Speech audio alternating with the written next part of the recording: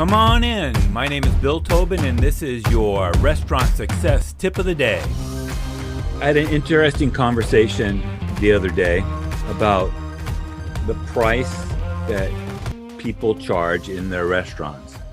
And we've had lots of discussions before about food costs and covering your costs and the different reasons that people spend money in your restaurant. But I think one thing that's important to note is that your staff might think that you are charging too much for the entree in your restaurant. You might think that you're charging too much for the entree or the drinks in your restaurant. But it's important to remember that you are not always your best customer. You might not think like the same customer that's coming in. I know for a fact, we're in a resort area.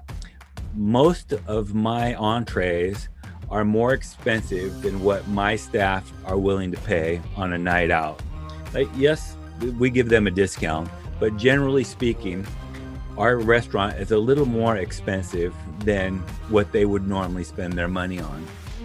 But the people coming to the restaurant don't make the same amount of money as a waiter or a bartender in the restaurant or a cook in the restaurant. Those people have gotten on a plane and traveled to Hawaii, and they are spending money. They've already made a decision walking in the door that they're going to spend money. They've probably looked at our menu online and they know what the prices are. And yes, there are a lot of restaurants near us that have lower prices. There's a McDonald's just down the street, and there are people that will go there.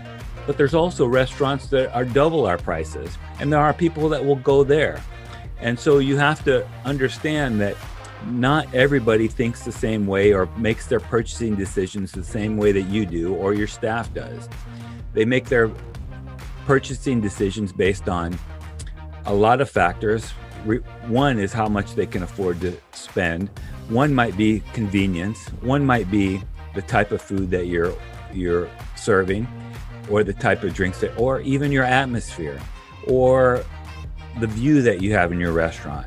All kinds of things are considered when a guest decides where he's going to go, and it might not even be consciously. It might all be subconsciously. So don't always think that you think like your guest. So your task for today: understand that you don't always think like your guests think. Now go make it happen. Do you have a comment or a tip for restaurant leaders? Text me at 808-201-0550 or find me at restaurantleadership365.com. This is Bill Tobin. Thanks for coming in. See you tomorrow.